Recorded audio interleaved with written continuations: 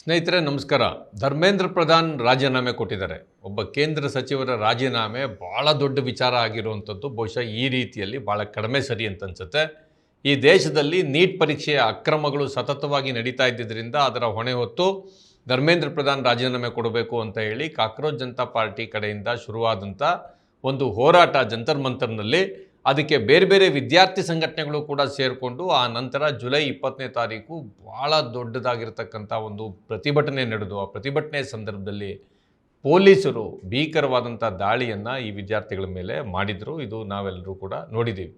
ಇದರ ಪ್ರಮುಖವಾದಂಥ ಡಿಮ್ಯಾಂಡೇ ಧರ್ಮೇಂದ್ರ ಪ್ರಧಾನ್ ಅವರ ರಾಜೀನಾಮೆ ಆಗಿತ್ತು. ಆ ರಾಜೀನಾಮೆಯನ್ನು ಇವತ್ತಿನ ದಿವಸ ಅವರು ಕೊಟ್ಟಿದ್ದಾರೆ. ಅದೇ ಸಂದರ್ಭದಲ್ಲಿ ಇನ್ನಿತರ ಬೇಡಿಕೆಗಳು ಅಲ್ಲಿದ್ದಂಥ ವಿದ್ಯಾರ್ಥಿ ಸಂಘಟನೆಗಳು ಮತ್ತು ಕಾಕ್ರೋಚ್ ಜನತಾ ಪಾರ್ಟಿಯದ್ದಾಗಿತ್ತು.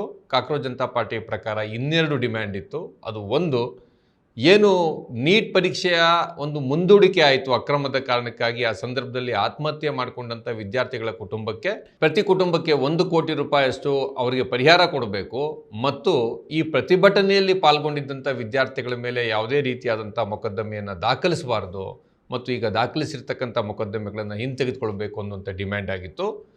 ಅದೇ ಸಂದರ್ಭದಲ್ಲಿ ಅಲ್ಲಿ ಇದ್ದಂಥ ಉಳಿದ ಏನು ವಿದ್ಯಾರ್ಥಿ ಸಂಘಟನೆಗಳಿದ್ರು ಅವ್ರದ್ದು ಮತ್ತು ರಾಹುಲ್ ಗಾಂಧಿ ಅವರು ಮುಂದಿಟ್ಟಿದ್ದಂಥ ಡಿಮ್ಯಾಂಡ್ಸ್ ಏನು ಅಂತಂದರೆ, ಒಂದು, ಏನು ಧರ್ಮೇಂದ್ರ ಪ್ರಧಾನ್ ರಾಜೀನಾಮೆ ಕೊಡಬೇಕು ಅಂತಿತ್ತು, ಅದರ ಜೊತೆಯಲ್ಲಿ ಯಾರು ಜುಲೈ 20ನೇ ತಾರೀಕು ಭೀಕರವಾದಂಥ ಒಂದು ಪೊಲೀಸ್ ದಾಳಿ ಜಂತರ್ ಮಂತರ್ನಲ್ಲಿ ಮಾಡೋದಕ್ಕೆ ಕಾರಣ ಆದರೂ ಅವ್ರ ಮೇಲೆ ಕ್ರಮ ಆಗಬೇಕು ಮತ್ತು ಪ್ರಧಾನಮಂತ್ರಿ ನರೇಂದ್ರ ಮೋದಿ ಅವರು ಕ್ಷಮೆ ಯಾಚಿಸಬೇಕು ಅಂತ.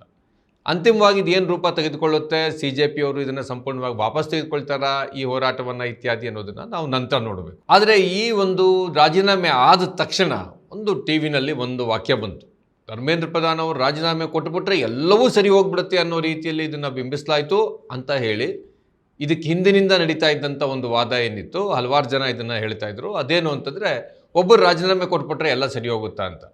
ಆದರೆ ಏನು ಅಕ್ರಮದ ಮೇಲೆ ಅಕ್ರಮ ನಡೀತಾ ಇತ್ತು, ಈ ಅಕ್ರಮದ ಮೇಲೆ ಅಕ್ರಮಕ್ಕೆ ಯಾವ ರೀತಿಯಲ್ಲೂ ಕೂಡ ಯಾರ್ದು ಹೊಣೆಗಾರಿಕೆ ಇಲ್ಲ ಅನ್ನೋ ಕಾರಣಕ್ಕಾಗಿ ರಾಜೀನಾಮೆ ಕೊಡಬೇಕು ಅನ್ನೋದು ಇವರ ಡಿಮ್ಯಾಂಡ್ ಆಗಿತ್ತು.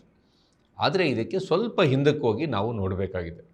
ಇದನ್ನು ನಾವು ಅರ್ಥ ಮಾಡ್ಕೊಳ್ದೇ ಇದ್ದರೆ ಶಿಕ್ಷಣ ವ್ಯವಸ್ಥೆಯಲ್ಲಿರ್ತಕ್ಕಂಥ ಸಮಸ್ಯೆಗಳೇನಿದೆ ಆ ಸಮಸ್ಯೆಗಳನ್ನು ಬಗೆಹರಿಸೋಕ್ಕೆ ಸಾಧ್ಯ ಇಲ್ಲ. ಧರ್ಮೇಂದ್ರ ಪ್ರಧಾನ್ ಅವರ ರಾಜೀನಾಮೆ ತಕ್ಷಣದ ಬೇಡಿಕೆ ಆಗಿರೋದಕ್ಕೆ ಕಾರಣ ಇತ್ತು. ಆ ಕಾರಣವನ್ನು ಕೂಡ ನಾವು ಚರ್ಚೆ ಮಾಡಬೇಕು. ಅಲ್ಲಿಂದ ಆಚೆಗೆ ಹೋಗಬೇಕು ಅಂತಂದರೆ ಶಿಕ್ಷಣ ವ್ಯವಸ್ಥೆಯಲ್ಲಿ ಇದ್ದಂಥ ಲೋಪಗಳಿಗೆ ಸಂಬಂಧಪಟ್ಟಂಗೆ ಚರ್ಚೆ ಆಗಬೇಕಿರೋ ಸಮಯ ಈಗ ಬಂದಿದೆ. ಅದನ್ನು ನಾವು ತಪ್ಪದೇ ಮಾತಾಡಲೇಬೇಕು. ನೋಡಿ, 1980ರ ತನಕ ಯಾರಾದರೂ ಒಂದು ಉನ್ನತ ಶಿಕ್ಷಣವನ್ನು ಪಡ್ಕೊಂಡ್ರೆ ಅವ್ರಿಗೆ ಒಂದು ಸರ್ಕಾರಿ ಉದ್ಯೋಗ ಸಿಗ್ತಿತ್ತು ಅಥವಾ ಬೇರೆ ರೀತಿಯಾದಂಥ ಉದ್ಯೋಗಗಳು ಸಿಗ್ತಾ ಇತ್ತು. ಈ ದೇಶದಲ್ಲಿ ಶಿಕ್ಷಣ ಪಡೆದುಕೊಳ್ಳದೇ ಇರತಕ್ಕಂಥವ್ರ ಸಂಖ್ಯೆ ಜಾಸ್ತಿ ಇತ್ತು. ಹಾಗಾಗಿ ಅದು ದೊಡ್ಡ ಸಮಸ್ಯೆ ಆಗಿರಲಿಲ್ಲ. ನಿಧಾನಕ್ಕೆ ಎಲ್ಲ ಸಮುದಾಯಗಳ ಹಿನ್ನೆಲೆಯಿಂದ ಬಂದಂಥವರು ಕೂಡ ಶಿಕ್ಷಣ ಪಡ್ಕೊಳ್ತಾ ಹೋದಂಗೆ ಇಲ್ಲಿ ನಿರುದ್ಯೋಗದ ಸಮಸ್ಯೆ ಕೂಡ ಸಿಕ್ಕಾಪಟ್ಟೆ ಜಾಸ್ತಿ ಆಗೋಕ್ಕೆ ಶುರುವಾಯಿತು. ಅದರಲ್ಲೂ ಕೂಡ ಯಾವ ಶಿಕ್ಷಣ ಪಡೆದುಕೊಂಡ್ರೆ ನಮ್ಮ ಲೈಫ್ ಸೆಟಲ್ ಆಗಿಬಿಡುತ್ತೆ, ನಮಗೇನು ಸಮಸ್ಯೆ ಇಲ್ಲ ಅಂತ ಜನ ಭಾವಿಸ್ತಾ ಇದ್ರು. ಉದಾಹರಣೆಗೆ MBBS ಕೋರ್ಸ್ ಇಲ್ಲಿ ಒಂದು ಬೇರೆ ರೀತಿಯಾದಂಥ ತಿರುವನ್ನು ಪಡ್ಕೊಳ್ತು. ಅಲ್ಲಿ ಉದ್ಯೋಗಕ್ಕಲ್ಲ, ಶಿಕ್ಷಣದಲ್ಲೇ ನಿರ್ದಿಷ್ಟವಾದಂಥ ಕೋರ್ಸ್ಗಳಿಗೆ ಪ್ರವೇಶ ಪಡೆದುಕೊಳ್ಳೋದಕ್ಕೇ ಸಿಕ್ಕಾಬಟ್ಟೆ ಒಂದು ಸ್ಪರ್ಧೆ ಮತ್ತು ಆ ಕಾರಣಕ್ಕಾಗಿ ಅಂತಹ ಸ್ಪರ್ಧಾತ್ಮಕ ಪರೀಕ್ಷೆಗಳ ವಿಚಾರದಲ್ಲಿ ಭಾಳ ಒತ್ತಡ ಅನ್ನುವಂಥದ್ದು ನಿರ್ಮಾಣ ಆಗೋಕ್ಕೆ ಶುರುವಾಯಿತು. ನೀಟ್ ಇರಲಿ ಅಥವಾ ಕರ್ನಾಟಕದಲ್ಲಿ ನಡೀತಾ ಇದ್ದಂಥ CET ಇರಲಿ, ಇದರಲ್ಲಿ ಯಾರು ಒಂದು ಉಚಿತವಾದ ಸೀಟನ್ನು, ಗೌರ್ನಮೆಂಟ್ ಸೀಟ್ನ, ಅದು ಗೌರ್ಮೆಂಟ್ ಕಾಲೇಜಲ್ಲಿರ್ಬೋದು ಅಥವಾ ಪ್ರೈವೇಟ್ ಕಾಲೇಜ್ನಲ್ಲಿರ್ಬೋದು, ಅದನ್ನು ಪಡೆದುಕೊಳ್ಳೋದಕ್ಕೆ ಒಂದು ತೀವ್ರವಾದಂಥ ಪೈಪೋಟಿ ಇತ್ತು ಮತ್ತು ಇದು ದೇಶಾದ್ಯಂತ ಕೂಡ ಜಾಸ್ತಿ ಆಯಿತು. ಈ ನೀಟ್ ಥರದ ಎಕ್ಸಾಮ್ಗಳಿಗೆ ಕೋಚಿಂಗನ್ನು ಪಡ್ಕೊಳ್ಳೋದಕ್ಕೆ ಕೋಚಿಂಗ್ ಸೆಂಟರ್ಗಳು ಭಾಳ ಕಡೆಗೆ ಶುರುವಾಯಿತು. ಈ ಕೋಚಿಂಗ್ ಸೆಂಟರ್ ಏನಿದೆ, ಆ ಕೋಚಿಂಗ್ ಸೆಂಟರ್ಗಳು ಅದು ಈ PUC ಕಾಲೇಜುಗಳೇನಿತ್ತು ಆ ಕಾಲೇಜುಗಳಿಗಿಂತ ಇನ್ನೂ ದೊಡ್ಡದಾದ ಪ್ರಮಾಣದಲ್ಲಿ ವ್ಯಾಪಕವಾಗಿ ಬೆಳೀತು ಮತ್ತು ಅದರ ಫೀಸ್ಗಳು ತುಂಬ ಜಾಸ್ತಿ ಆಯಿತು. ಇದು ಆಗ್ತಾ ಆಗ್ತಾ ಇಂತಹ ಕೆಲವು ಕೋಚಿಂಗ್ ಸೆಂಟರ್ಗಳು ಅವರು ಕ್ಲೈಮ್ ಮಾಡೋಕ್ಕೆ ಶುರು ಮಾಡಿದ್ರು. ನೀವು ನೋಡಿರ್ಬೋದು, ಈಗಲೂ ಕೂಡ ನೀಟ್ನಲ್ಲಿ ನಮ್ಮ ಒಂದು ಕಡೆ ಏನು ತರಬೇತಿಯನ್ನು ಪಡ್ಕೊಂಡ್ರು ಅವರಲ್ಲಿ 50 ಜನಕ್ಕೆ ಸೀಟ್ ಸಿಕ್ತು, 70 ಜನಕ್ಕೆ ಸೀಟ್ ಸಿಕ್ತು, 100 ಜನಕ್ಕೆ ಸೀಟ್ ಸಿಕ್ತು ಅಂತ ಆ ಎಲ್ಲ ಮಕ್ಕಳು ಯಾರು ಅದನ್ನು ಪಡ್ಕೊಂಡಿರ್ತಾರೆ ಅವ್ರದ್ದು ಫೋಟೋಗಳನ್ನು ಹಾಕ್ತಕ್ಕಂಥದ್ದು, ಅವ್ರ ನಂಬರನ್ನು ಹಾಕೋದು. ಕೆಲವು ಸರಿ ಹೆಂಗಾಗ್ತಿತ್ತು ಅಂದರೆ ಒಂದೇ ವಿದ್ಯಾರ್ಥಿಯ ಫೋಟೋ 4-5 ಬೇರೆ ಬೇರೆ ಕೋಚಿಂಗ್ ಸೆಂಟರ್ಗಳ ಒಂದು ಫ್ರಂಟ್ ಪೇಜ್, ಫುಲ್ ಪೇಜ್ ಅಡ್ವರ್ಟೈಸ್ಮೆಂಟ್ಗಳಲ್ಲಿ ಕಾಣೋದಕ್ಕೆ ಶುರುವಾಗ್ತಾ ಇತ್ತು. ಇದರಲ್ಲಿ ದಕ್ಷಿಣ ಭಾರತದಲ್ಲಿ ಅಥವಾ ಕರ್ನಾಟಕದಲ್ಲಿ ನಾವು ಬೇರೆ ರೀತಿಯಲ್ಲಿ ನೋಡ್ತೀವಿ, ಆದರೆ ಉತ್ತರ ಭಾರತದಲ್ಲಿ ಇದಕ್ಕೊಂದು ಬೇರೆ ಆಯಾಮ ಇದೆ. ಆ ಆಯಾಮ ಏನು ಅಂದರೆ ಈ ಕೋಚಿಂಗ್ ಸೆಂಟರ್ಗಳು ಅವರು ಈ ಪರೀಕ್ಷೆಯ ಅಕ್ರಮದಲ್ಲಿ, ಪರೀಕ್ಷೆಯ ಪೇಪರ್ ಲೀಕ್ ಆಗೋದ್ರಲ್ಲಿ ಮತ್ತು ಆ ರೀತಿಯ ಲೀಕ್ ಆದ ಪೇಪರ್ನ ಒಂದು ನಿರ್ದಿಷ್ಟ ಪರ್ಸೆಂಟೇಜ್ನ ಪ್ರಶ್ನೆಗಳನ್ನು ತಮ್ಮ ಕೋಚಿಂಗ್ ಸೆಂಟ್ರಲ್ಲಿ ಯಾರು ಕೋಚಿಂಗ್ ಪಡ್ಕೊಂಡಿದ್ದಾರೋ ಅವರಿಗೆ ಕೊಟ್ಟು, ಇಲ್ಲಿಗೆ ಹೋದರೆ ಸಾಕು, ನಮ್ಮ ಮಗುವಿಗೆ ನೀಟ್ನಲ್ಲಿ ಸೀಟ್ ಗ್ಯಾರಂಟಿ ಅಂತ ಅನ್ನಿಸುವ ಹಾಗೆ ಮಾಡೋಕ್ಕೆ ಶುರು ಮಾಡಿದ್ದಾರೆ ಅನ್ನೋದು ಗುಮಾನಿ ಇರೋದು. ಹಾಗಾಗಿನೇ ಈ ಅಕ್ರಮ ಏನಿದೆ ಅದು ಸುಮ್ಮನೆ ಯಾರೋ ಒಬ್ಬರು ಲೀಕ್ ಮಾಡಿದ್ರು ಅಂತ ಅಲ್ಲ. ಇದ್ರ ಹಿಂದೆ ಒಂದು ಭಾಳ ದೊಡ್ಡ ಮಾಫಿಯಾ ಇದೆ. ಈ ದೇಶದಲ್ಲಿ ಇವತ್ತು ಶಿಕ್ಷಣದ ಒಂದು ಕ್ಷೇತ್ರದಲ್ಲಿ ಬಂಡವಾಳ ಹರಿತಾ ಇರತಕ್ಕಂಥದ್ದು ಲಕ್ಷ ಕೋಟಿಗಳಲ್ಲಿದೆ. ಇದಕ್ಕೆ ಉತ್ತರ ಭಾರತದ ಕೆಲವು ನಿರ್ದಿಷ್ಟ ಸೆಂಟರ್ಗಳು, ನಿರ್ದಿಷ್ಟವಾದಂಥ ಜಾಗಗಳು ಮತ್ತು ಆ ಜಾಗಗಳಿರ್ತಕ್ಕಂಥ ಕೋಚಿಂಗ್ ಸೆಂಟರ್ಗಳು ಈ ಒಂದು ಅಕ್ರಮದಲ್ಲಿ ಭಾಳ ದೊಡ್ಡ ಪ್ರಮಾಣದಲ್ಲಿ ಪಾಲ್ಗೊಂಡಿದ್ದರು ಅನ್ನೋದೇ ಇದರಲ್ಲಿರ್ತಕ್ಕಂಥ ಸೆಂಟ್ರಲ್ ವಿಷಯ. ಇದೆಲ್ಲ ಆಗ್ತಾ 2017ರಲ್ಲಿ ನೀಟ್ ಮಾತ್ರ ಇಡೀ ದೇಶಕ್ಕೆ ಒಂದೇ ರೀತಿಯ ಎಕ್ಸಾಮ್ ಇರಬೇಕು ಅಂತ ಮಾಡ್ತಾ, ಆಮೇಲೆ NTA ಅನ್ನುವಂಥ ಒಂದು ಎಕ್ಸಾಮಿನೇಷನ್ ಅಥಾರಿಟಿಯನ್ನು ಏನು ಸ್ಥಾಪನೆ ಮಾಡಲಾಯಿತು, ಅಲ್ಲಿಂದ ನೀಟ್ ಅಕ್ರಮ ಕಡಿಮೆ ಆಗಬೇಕಿತ್ತಲ್ಲ. ನೀಟ್ ಹೊಸದಾಗಿ ಬಂತು, ಆದರೆ ಈ ಅಕ್ರಮ ಕಡಿಮೆ ಆಗಬೇಕಿತ್ತಲ್ಲ, ಅದ್ರ ಬದಲಿಗೆ ಅಕ್ರಮಗಳು ಜಾಸ್ತಿ ಆಗ್ತಾ ಹೋಯಿತು. ಅಷ್ಟು ಮಾತ್ರ ಅಲ್ಲ, BJPಯ ನಾಯಕರುಗಳು ಹಲವಾರು ಜನ ಈ ಅಕ್ರಮಗಳಲ್ಲಿ ಸಿಕ್ಕಾಕೊಳ್ಳೋಕೆ ಶುರು ಮಾಡಿದ್ರು. ಉದಾಹರಣೆಗೆ ದಿನೇಶ್ ಬೆನಿವಾಲ್ ಅನ್ನುವಂಥ ವ್ಯಕ್ತಿ 2026ರಲ್ಲಿ ನೀಟ್ ಅಕ್ರಮದಲ್ಲಿ ಸಿಕ್ಕಾಕೊಂಡಿದ್ದಾರೆ. ಆತ ರಾಜಸ್ಥಾನದಲ್ಲಿ ಆ BJPಯ ಪಕ್ಷದ ಜೊತೆಗೆ ನೇರವಾಗಿ ಸಂಬಂಧ ಹೊಂದಿರತಕ್ಕಂಥ ವ್ಯಕ್ತಿ ಅಂತ ಹೇಳಲಾಯಿತು. ಅವರ ಫೋಟೋನ ನೀವು ಇಲ್ಲಿ ನೋಡ್ಬೋದು. ಇದೇ ರೀತಿಯಲ್ಲಿ ಉತ್ತರ ಪ್ರದೇಶದಲ್ಲಿ ಇನ್ನೊಬ್ಬ ವ್ಯಕ್ತಿ, ಈ ವ್ಯಕ್ತಿ BJPಯ ಅಲ್ಲಿನ MLA ರಶ್ಮಿ ವರ್ಮಾ ಅವರ ಸ್ವಂತ ಸಹೋದರ. ಈ ವ್ಯಕ್ತಿ ಕೂಡ ಈ ಅಕ್ರಮದಲ್ಲಿ ಪಾಲ್ಗೊಂಡಿದ್ದಾನೆ ಅಂತ ಹೇಳಲಾಯಿತು. ಇನ್ನೂ ಒಂದಿದೆ, ಇದು ಮಧ್ಯಪ್ರದೇಶದ ವ್ಯಾಪಂ ಏನು ಹಗರಣ ನಡೀತು, ಆ ವ್ಯಾಪಂ ಹಗರಣದಲ್ಲಿ ಅಲ್ಲಿನ ಶಿವರಾಜ್ ಸಿಂಗ್ ಚೌಹಾಣ್ ಸರ್ಕಾರದ technical education, higher education minister Laxmikant Sharma ಅಂತ ಮಿನಿಸ್ಟರು ಆ್ಯಕ್ಚುಲಿ ಈ ಕೇಸ್ನಲ್ಲಿ ಅರೆಸ್ಟ್ ಆಗಿದ್ದು. ನೋಡಿ, ನೀವು ಇದೆಲ್ಲ ಒಂದಕ್ಕೊಂದು ಜೋಡಿಸ್ಬೇಕು. ಒಂದು ಕಡೆ ಪರೀಕ್ಷೆಗಳ ಅಕ್ರಮ ಅನ್ನುವಂಥದ್ದು ಈ ಪರೀಕ್ಷೆಗಳಿಗೆ ಇದ್ದಂಥ ಸಿಕ್ಕಾಬಟ್ಟೆ ಮಹತ್ವ. ಆ ಕಾರಣಕ್ಕಾಗಿ ವಿದ್ಯಾರ್ಥಿಗಳ ಮೇಲೆ ಬೀಳ್ತಕ್ಕಂಥ ಒತ್ತಡ. ನಮ್ಮ ಮಗು ಈ ಎಕ್ಸಾಮ್ನಲ್ಲಿ ಪಾಸ್ ಆಗಿಬಿಟ್ರೆ, ಎಜುಕೇಷನ್ ಎಂಟ್ರೆನ್ಸ್ ಎಕ್ಸಾಮಲ್ಲಿ ಪಾಸ್ ಆಗಿಬಿಟ್ರೆ ಲೈಫ್ ಸೆಟ್ಲ್ ಆಗುತ್ತೆ ಅನ್ನುವಂಥ ಪೋಷಕರ ಒಂದು ತಹತಃ. ಅದಕ್ಕಾಗಿ ಮಗುವಿಗೆ ಟ್ಯೂಷನ್ ಕಳಿಸೋದು, ಮಗುವನ್ನು ಕೋಚಿಂಗ್ ಸೆಂಟರ್ ಕಳಿಸೋದು. ಈ ಕೋಚಿಂಗ್ ಸೆಂಟರ್ ಅನ್ನೋದು ಒಂದು ಬಿಸ್ನೆಸ್ಸು. ಆ ಬಿಸ್ನೆಸ್ಸಲ್ಲಿ ಕಾಂಪಿಟೇಷನ್ನು, ನಮಗೆ ಜಾಸ್ತಿ ಜನ ಮಕ್ಕಳು ನಮ್ಮಲ್ಲಿ ಬಂದು ಸೇರ್ಕೋಬೇಕು ಅನ್ನೋ ಕಾರಣಕ್ಕಾಗಿ ಆ ಕೋಚಿಂಗ್ ಸೆಂಟರ್ಗಳು ಅದ್ಭುತವಾಗಿ ಕೋಚಿಂಗ್ ಕೊಡೋದಲ್ಲ, ಕೋಚಿಂಗ್ನ ಹೆಸರಿನಲ್ಲಿ ಮಕ್ಕಳಿಗೆ ಭಾಳ ಒತ್ತಡ ಹಾಕೋದು ಮಾತ್ರ ಅಲ್ಲ, ಬದಲಿಗೆ ಕ್ವಶನ್ ಪೇಪರ್ ಅಕ್ರಮದಲ್ಲಿ ಪಾಲ್ಗೊಳ್ಳುವಂಥದ್ದು.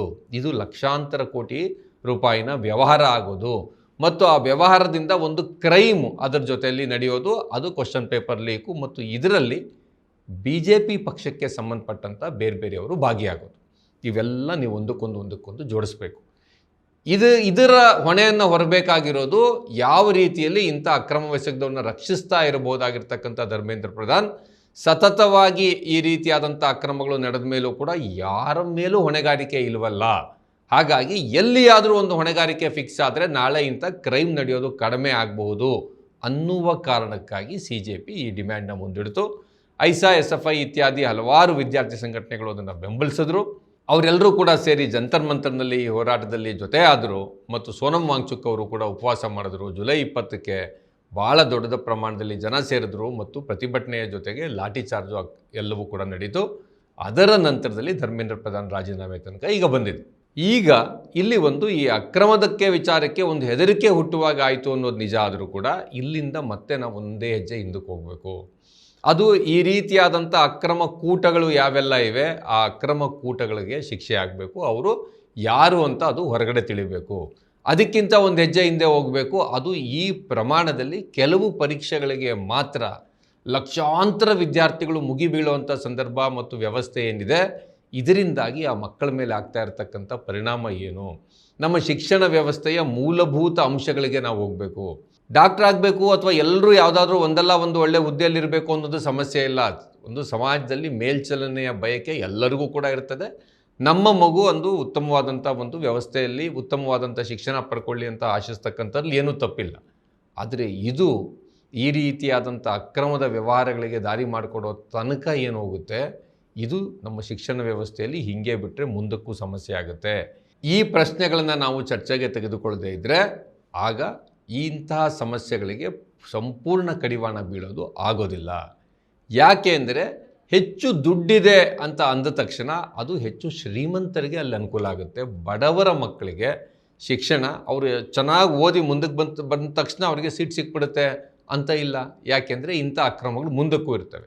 ಅಷ್ಟು ಮಾತ್ರ ಅಲ್ಲ, ಜಾಸ್ತಿ ದುಡ್ಡು ಖರ್ಚು ಮಾಡಿದವ್ರಿಗೆ ತುಂಬ ಉನ್ನತ ಮಟ್ಟದ ಶಿಕ್ಷಣ ಸಿಗೋದು, ದುಡ್ಡಿಲ್ಲದೆ ಇರ್ತಕ್ಕಂಥವ್ರಿಗೆ ಕಳಪೆ ಶಿಕ್ಷಣ ಸಿಗುವಂಥದ್ದೇನಿದೆ, ಇದಕ್ಕೇನೆ ಮೊದಲಿಗೆ ನಾವು ಚರ್ಚೆ ಮಾಡಿ ಅದನ್ನು ಬಗೆಹರಿಸಬೇಕು. ಇದಕ್ಕೆ ನಾವು ಪರಿಹಾರ ಕಂಡುಹಿಡಿಬೇಕು.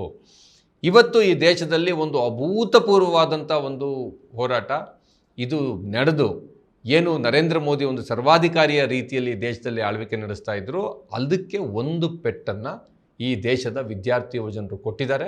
ಅವರು ಇದಕ್ಕಾಗಿ ಅಭಿನಂದನಾರ್ಹರು. ಅಷ್ಟು ಮಾತ್ರ ಅಲ್ಲ, ಶಿಕ್ಷಣದಲ್ಲಿ ಮತ್ತು ಉದ್ಯೋಗದಲ್ಲಿ ಪಾಲು ಕೇಳುವುದು, ಎಲ್ಲರಿಗೂ ಕೂಡ ಶಿಕ್ಷಣ ಸಿಗಬೇಕು, ಎಲ್ಲರಿಗೂ ಕೂಡ ಉದ್ಯೋಗ ಸಿಗಬೇಕು ಅನ್ನುವಂಥದ್ದು ಅದರಲ್ಲಿ ಸ್ವಾರ್ಥ ಇದೆ ಅಂತ ಅಲ್ಲ, ಬದಲಿಗೆ ಅದು ರಾಷ್ಟ್ರ ನಿರ್ಮಾಣದಲ್ಲಿ ಪಾಲು ಕೇಳೋದು. ರಾಷ್ಟ್ರ ನಿರ್ಮಾಣದಲ್ಲಿ ಪಾಲು ಕೇಳೋಕ್ಕೆ ಹೆಂಗಾಗುತ್ತೆ, ನಾವು ಒಂದಲ್ಲ ಒಂದು ರೀತಿಯಾದಂಥ ಉದ್ಯೋಗದಲ್ಲಿರಬೇಕು ಮತ್ತು ಅದಕ್ಕಾಗಿ ಶಿಕ್ಷಣ ಪಡ್ಕೊಳ್ಬೇಕು. ಅದು ಮಾತ್ರ ಅಲ್ಲ, ಲೋಕದ ಅರಿವನ್ನು ನಾವು ಪಡ್ಕೊಳ್ಳೋದಕ್ಕೋಸ್ಕರ ಶಿಕ್ಷಣ ಬೇಕು. ಇದು ಎಲ್ಲರಿಗೂ ಸಿಗಬೇಕು ಅಂದರೆ ಶಿಕ್ಷಣದ ವ್ಯಾಪಾರೀಕರಣ ಏನಿದೆ ಅದು ನಿಲ್ಲಬೇಕು. ಚರ್ಚೆ ಇಲ್ಲಿ ತನಕ ಹೋಗೋದಕ್ಕೆ ಬೇಕಾಗಿರೋದರಲ್ಲಿ ಅತ್ಯಂತ ಪ್ರಮುಖವಾದ ಮೊದಲ ಹೆಜ್ಜೆ ಏನಿದೆ, ಆ ಮೊದಲ ಹೆಜ್ಜೆಯನ್ನು ಇವತ್ತು ಇಡಲಾಗಿದೆ. ಮತ್ತು ಆ ಮೊದಲ ಹೆಜ್ಜೆಯಲ್ಲಿ ಈ ದೇಶದ ಶಿಕ್ಷಣ, ಈ ಇಡೀ ದೇಶದ ಶಿಕ್ಷಣ ಸಚಿವ ಧರ್ಮೇಂದ್ರ ಪ್ರಧಾನ್ ರಾಜೀನಾಮೆ ಕೊಡುವಂಥದ್ದು ನಡೆದಿದೆ.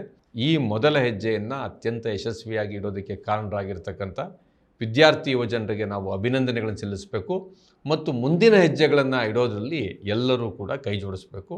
ಅದನ್ನು ಮಾಡೋಣ. ಧನ್ಯವಾದಗಳು. ಮತ್ತಷ್ಟು ವಿಶೇಷ ವಿಡಿಯೋಗಳನ್ನು ನೋಡಲು ಮತ್ತು ಹೊಸ ವಿಡಿಯೋಗಳ ಬಗ್ಗೆ ತಿಳಿಯಲು ಈ ದಿನ .com ಯೂಟ್ಯೂಬ್ ಚಾನೆಲ್ ಸಬ್ಸ್ಕ್ರೈಬ್ ಮಾಡಿ ಮತ್ತು ಬೆಲ್ ಐಕಾನ್ ಕ್ಲಿಕ್ ಮಾಡಿ.